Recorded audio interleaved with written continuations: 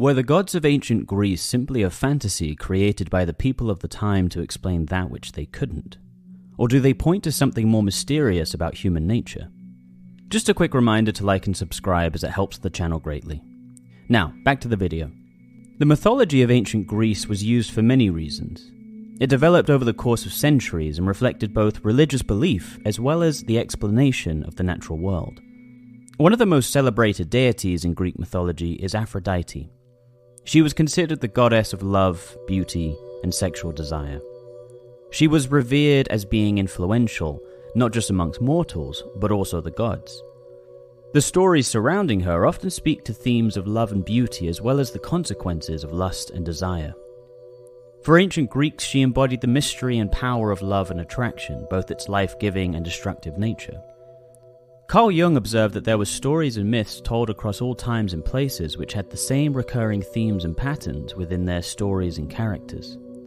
The fact that this was the case, despite these parts of the world having no contact with one another, is what led him to his theory of archetypes. He concluded that these characters and themes in the stories were projections from deep within the psyche that we all seem to share. If we look at the Greek goddess Aphrodite, she is a reflection of a force in the world that the ancient Greeks collectively understood they had little power over. They understood that they were moved and influenced by love and beauty, whether they liked it or not.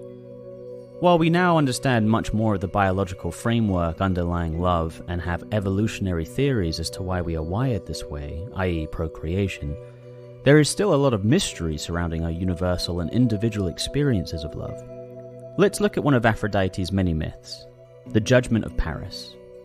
Paris, a prince of Troy, was asked to judge which goddess was the fairest, Hera, Athena, or Aphrodite.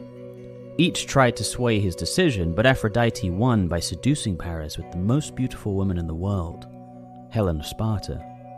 This eventually led to the Trojan War, as Helen was already married. In essence, this serves as a message of the consequences of lust and desire. If we look at Aphrodite from an archetypal perspective, essentially what is being symbolized is the universal experience of love and beauty.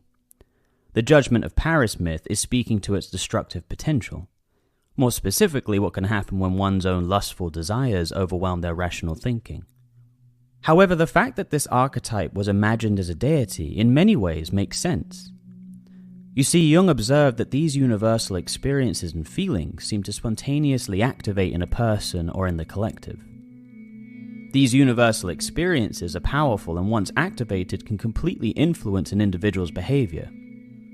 So considering archetypes spontaneously emerge within individuals and collectives, where exactly do they emerge from? Well, Jung posited that underneath our personal unconscious there exists a shared layer of the unconscious which he coined the collective unconscious. This is still an abstract concept, but could be thought of as a kind of shared instinctive memory of our species that lurks in the depths of the human psyche. It influences behaviors, emotions, dreams, and symbols across cultures. This was how he made sense of the fact that these same universal themes and patterns would emerge in stories across the world at all different times and places. With this in mind, if we consider Aphrodite, a symbol of the universal experience of love and beauty, it can suddenly emerge from deep within the unconscious and completely change a person for better or for worse. It could inspire an individual, help them heal, or it could lead to pain and discord. The point being that this archetypal energy has that much power and influence over individuals and collectives. Not only that, but it transcends each of us. It has affected and influenced all those before us and will continue to affect all those after us. From this perspective, the idea of it being symbolized as a deity seems more justified. In fact, there is clearly a wisdom to this type of conceptualization.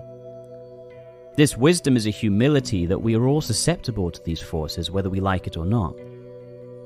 It seems to me to consider this fact is very important because it teaches one to be more conscious of what is rumbling within the unconscious.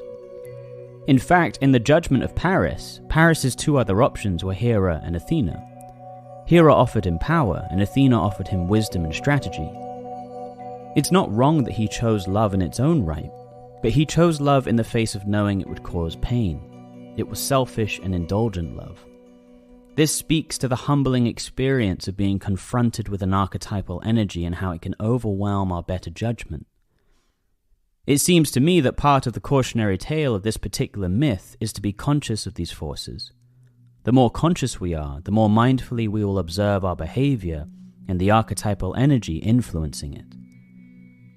This gives us a better chance of having more say over our own actions.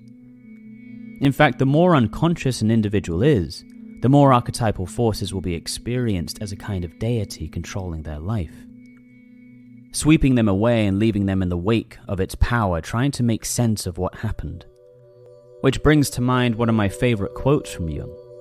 Until you make the unconscious conscious, it will direct your life and you will call it fate. A striking reminder of the necessity of consciousness, lest we become the playthings of the gods. You've been watching Archetypal Wisdom. Remember to like and subscribe. Stay wise.